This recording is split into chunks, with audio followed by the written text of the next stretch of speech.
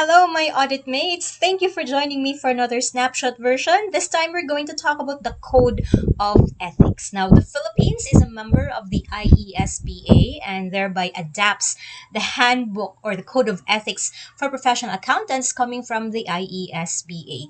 Currently, based on the Philippine pronouncements, the edition that is prescribed for Philippine use is the 2020 edition as approved by the Philippine Regulatory Board of Accountancy. Now, in the interest of full disclosure, there is already a 2023 handbook issued by the IESBA, but we do have to abide by the approved IESBA adoption. And in the Philippines, currently, as of time of recording, it's 2024 right now.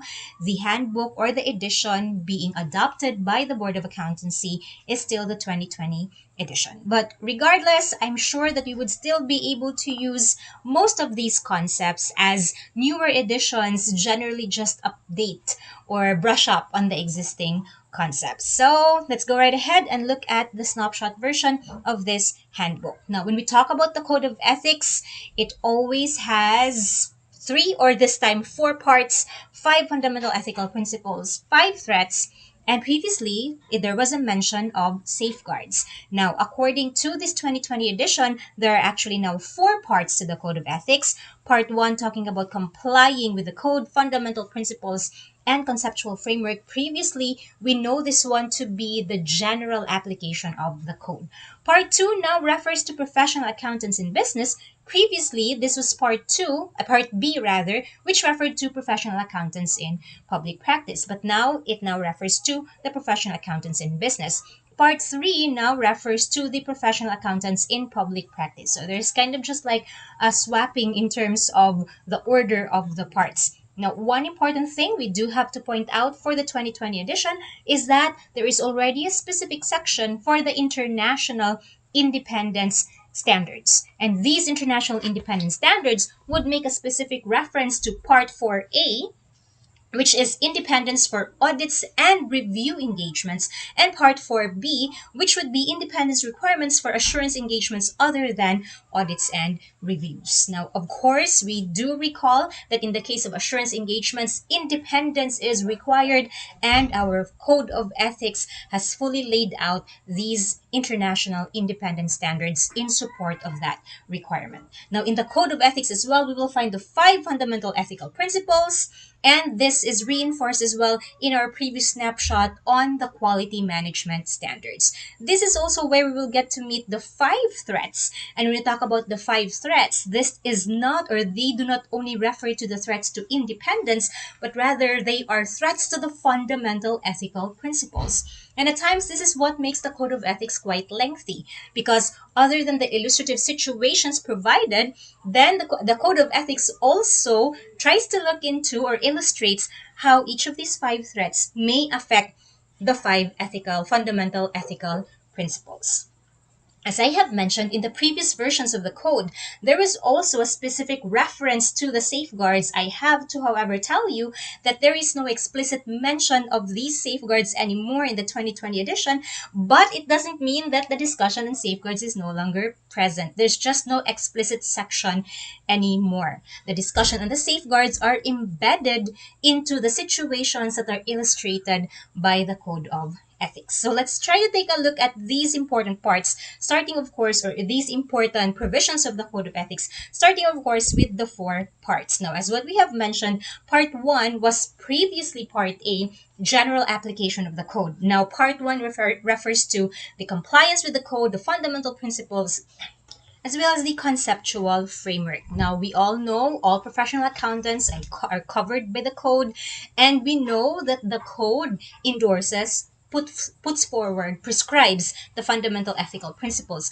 What is important in Part 1 as well is the discussion on the utilization of the conceptual framework with regards to the Code of Ethics. Now, if you get to notice this conceptual framework that you're referring to, it would sound very familiar. It would feel very familiar because if you take a look at this one, identify threats to compliance with fundamental principles, evaluate the threats identified, and then address the threats by eliminating or reducing them to an acceptable level. Does that sound even the slightest bit familiar? I hope it does, because this is precisely how we also discussed the risk-based audit approach. And then in our snapshot on quality management, this is also how we described the risk-based or the risk assessment process of the firms, right? So this is such a consistent thing to be carried out in either the discussion on the audit process or on the firm system of quality control. And now the code of ethics is once again saying it. So when we talk about the conceptual framework of the code of ethics, that simply means there is no list of what can and cannot be done. It's not as simple as ticking off a list.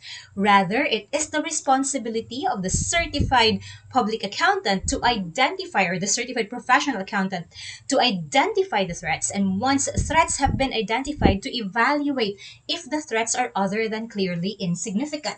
And if the threats are other than clearly insignificant, then the professional accountant must respond to these threats. And the response would either be to eliminate the threat totally, or to reduce it to a level that is acceptable to the professional accountant. So, like I said, it's something that reinforces what we already know, and this is now applied in the sense of the code of ethics. Now, part two of the code of ethics, we talk about professional accountants in business.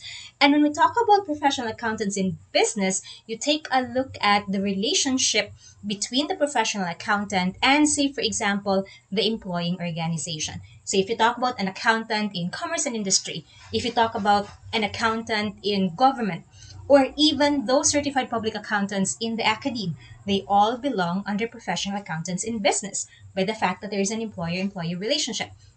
Now, when you talk about the accountants in public practice, if you're referring to their personality as an employee of the audit firm, then that professional accountant is considered to be covered by part two. Because again, we're looking at their personality as an employee of the firm. But when you now talk about these accountants in public practice and their personality as external auditors, for example, then they will be part of part three. And that will be professional accountants in public practice. So again, when you talk about professional accountants in public practice in their persona as employees of their respective audit firms, as partners of their respective audit firms, then they will be part of part two. But when you talk about them being members of the engagement team or being an engagement partner, and this personality as viewed from the context of their audit engagement or other engagements with other clients, then they become part of part three. Okay, professional accountants in public practice. And as what we have mentioned, one unique thing about this version is the presence of the international independent standards, which would then include specific provisions and illustrations regards Part 4A and Part 4B.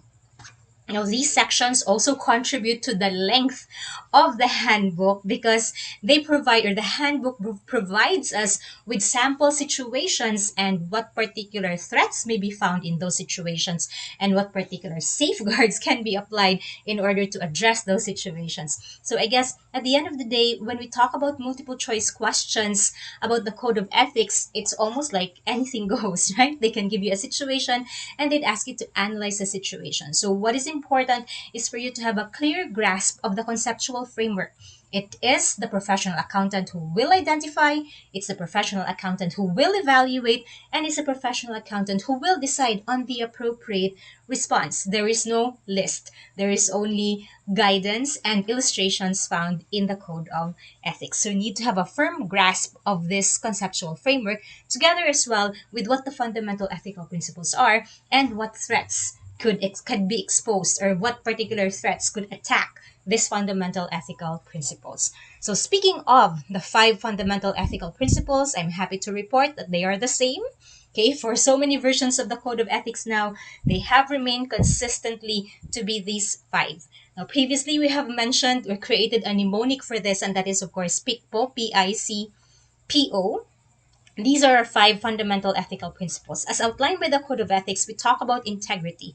Integrity means being straightforward and honest in all professional and business relationships. We talk about objectivity and how objectivity means that the professional accountant's judgment should not be compromised because of bias, conflict of interest, or undue influence of others. We talk about professional competence and due care and how professional competence is actually of two levels. The first one talking about attainment of professional competence. And if you are students of the accountancy program or if you are reviewees preparing for the licensure examination, you are at this level. You are attaining the competence. And once you have attained the competence, which once you have graduated, once you have taken and passed the LACPA, then you move on to the next level, and that is maintaining professional knowledge. It is precisely the maintaining part where the provisions of RA 9298 on continuing professional development comes in. So after we attain, we don't just let sit and relax, but rather we maintain our professional knowledge. Included to professional competence and due care also is the responsibility to act diligently. Next to that, we of course have the ethical requirement on confidentiality, that accountants are to respect the confidentiality of the information acquired as a result of professional and business relationships. So this one recognizes the fact that as professional accountants, we will be exposed to some sensitive and confidential information. It is our responsibility to respect the confidentiality of said information. We are reminded that in terms of confidentiality, this one would exist even when you are in social situations or even after the end of the engagement. This duty still needs to be respected. Now, we also have to remember that our duty of confidentiality is precisely that, to respect confidentiality. The information that we get is confidential, however, it is not privileged. When we say it is not privileged, that means there may be certain legal or professional requirements which will force us to divulge or make known this confidential information. Examples of which would, of course, be number one, when the client authorizes or approves the disclosure of such information. Number two, when there is a professional duty to disclose, such as, for example, in the case of peer reviews or quality control reviews.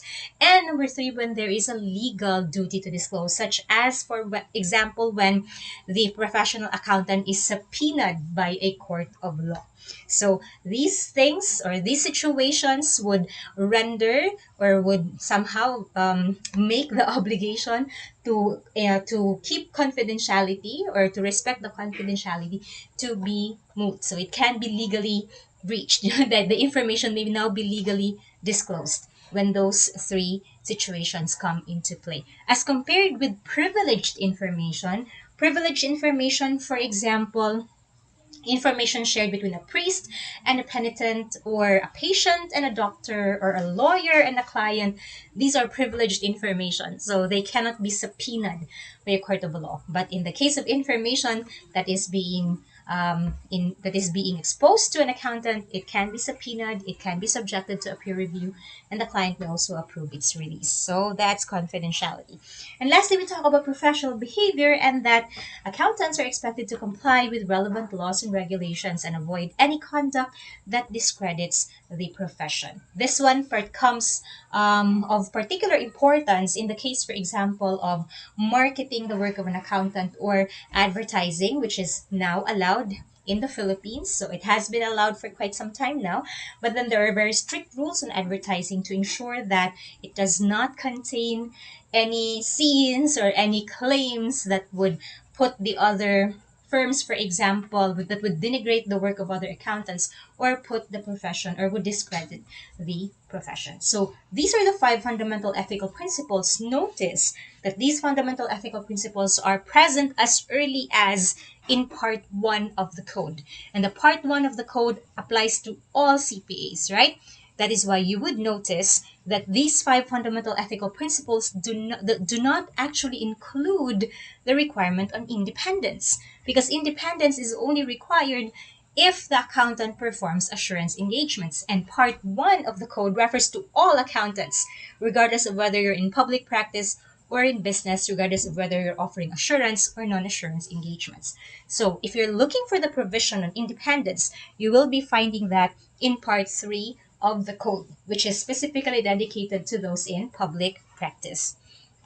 And in that section, we will get to know or be reacquainted with the concepts of independence of mind and independence in appearance. Independence of mind being that state of mind that permits the expression of a conclusion without being affected by influences that compromise professional judgment. That is why sometimes we call this one independence of fact. Independence in appearance, on the other hand, is the avoidance of facts and circumstances that are so significant. Take note that a reasonable and informed third party would likely conclude that the integrity, objectivity, or professional skepticism of the professional accountant is compromised. So it's important that when we talk about independence in appearance, we put ourselves in the shoes of a reasonable and informed third party, not just any party. This third party must be reasonable and must be informed. If this third party concludes that independence is compromised, then that means that a professional accountant was not able to maintain independence in appearance. It is also here that we get to recall the very strict requirements on independence when it comes to audit engagements. So in terms of audit engagements, it's not only the engagement team that need to be independent, but also the firm and even the network firm. So for audit engagements, the team, the firm, and the network firm need to be independent. But if you talk about assurance engagements, which are not audit, and in case of a non-audit assurance engagement where the report is not restricted, meaning to say the general public can get a copy of the report, not restricted, then the parties required to be independent would be the team and the firm. So you get to see that it has become less strict. So in audit, even the network firm is required to be independent. But in the case of non-audit assurance engagements where the report is not restricted, then only the team and the firm need to be independent. However, if you talk about non-audit assurance engagements where the report is restricted, where the users of the report are specifically identified, and where distribution of the report is restricted to those who have been identified to receive the said reports, then the requirement is for the engagement team to have no material financial interest in the said client. So we get to see the varying levels of strictness in terms of independence requirements, most strict, of course, being audit. And then we proceed to talking about the 5 threats. And this is where things get really exciting because if you ever have the time to read all 300 plus pages of the 2020 edition of the Code of Ethics, then you would notice that it gives us ample illustrations and examples of possible situations that the professional accountant may encounter in either those professional accountants in part 2 or those professional accountants in part 3, and even further illustrations for those in part 4A and part 4B. So like I said, this is one of the reasons why the Code of Ethics is really lengthy, because it tries to give us situations or examples of these cases. So let's talk about the 5 threats to independence, or not independence, 5 threats to the fundamental ethical principles. The first threat, of course, is self-review threat. And we know this one to be the threat that a financial, I had to do a quick edit. So that's self-interest threat. Self-interest threat refers to the threat that a financial or other interest will inappropriately influence a professional accountant's judgment or behavior. And generally, this is where discussions on financial interest would come in. And this financial interest may either be a personal interest of the professional accountant or a financial interest of their close or immediate family member. So when we talk about close family members, per the glossary of the Code of Ethics, this would of course include parents and or siblings. But when we talk about immediate family members, this would refer to spouse and or dependent children. So when we talk about financial interest, this can either be direct, and when we say direct financial interest, that means the professional accountant or their close or immediate family member has control over the investment. Or it can also be indirect. And needless to say, indirect means they don't have direct control over the investment. It's important for us to recognize or to properly determine if it's direct or indirect. Because when we talk about direct financial interest, the materiality of the investment does not matter. It automatically becomes a threat, regardless of whether they simply own one share of stock. So, for as long as the interest is direct, in the case of direct financial interest, materiality is not even considered. It is automatically a threat. And so, therefore, the only safeguard that the professional accountant has is to dispose of the financial interest in its entirety, because again, materiality does not come into play. It's automatically a threat. But if you talk about indirect financial interest, for indirect financial interest to pose a threat, it has to be material. So it has to be a material indirect financial interest. So if the financial interest is immaterial indirect financial interest, that is not a threat. It becomes a threat only if it is material. And in that case, then, in terms of the safeguards that the practitioner or the professional accountant may use, then the professional accountant can either dispose of the interest so that whatever is remaining, dispose of a portion of the interest so that whatever is remaining becomes immaterial, because if it's immaterial, it's no longer an issue. Or the professional accountant may also just decide to dispose of it in its entirety. Okay, but the key here is if it is direct, automatic threat. If it is indirect, it has to be material for it to be a threat. So this is just one of the more common scenarios that would give rise to self-interest among many others. And I think at this point you could also imagine what other things could lead to self-interest threat. The promise, for example, of a contingent fee, right? The promise, for example, of a future employment with a particular client. So this would all give rise to self-interest threat. The other threat is self-review threat, and this is the threat that a professional accountant will not appropriately evaluate the results of a previous judgment made or activity performed. And one of the things that would often give to class as an example of this is, can you imagine if your teacher gave an examination or a quiz that is in essay type, and then afterwards the teacher said you check your own work, right? So it's basically reviewing, checking, evaluating, examining, auditing your own work, auditing your own judgment. So this might happen in the case, for example, of, let's say we talk about audit engagements, and the auditor is previously a member of the board or a member of senior management of the client. So, say for example, Mr. A was previously the CFO of company B, and Mr. A resigned as the CEO, CFO of company B, and became a member of, let's just say, for example, XYZ and Associates, which is an auditing firm, and has become a member of the audit team who will audit the company which he previously came from. So he would end up auditing or reviewing his own work. So in case the auditor was previously a client, that will give rise to self-review threat. Okay, another threat is familiarity threat. And this is the threat that the accountant becomes too sympathetic to the interest of the client or employing organization, or too accepting of their work due to long or close relationships. And this would normally be seen in cases of clients that have been with the same auditor for a long period of time. That is why, if you recalled in our snapshot on quality management, we mentioned that there is a rotation period to somehow make sure that this familiarity threat will not be too significant. And the time on period, as what we have previously mentioned, is 7 years. Afterwards, there has got to be a rotation period. In the case of the lead audit engagement partner, the cooling off period is 5 years. So this familiarity threat can also be seen in cases where a former auditor has become a client. So it's kind of like a reverse of the example we gave in self-review threat. In self-review threat, the auditor was formerly a client. This time, the client was formerly an auditor.